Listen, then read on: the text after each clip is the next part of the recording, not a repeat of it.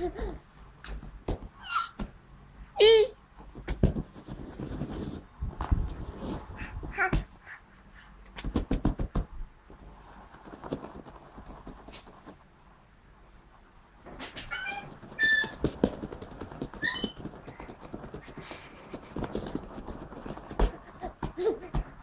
con thế thì có mạng. Tay ra giờ. Té 4 lần mà người bố rồi. Thế giờ đi về. Đang quay nó vào tí nữa.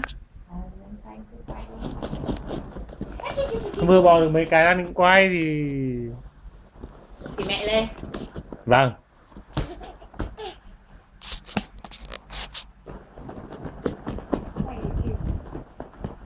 Dùng hết cả hình. Mất hết cả nét.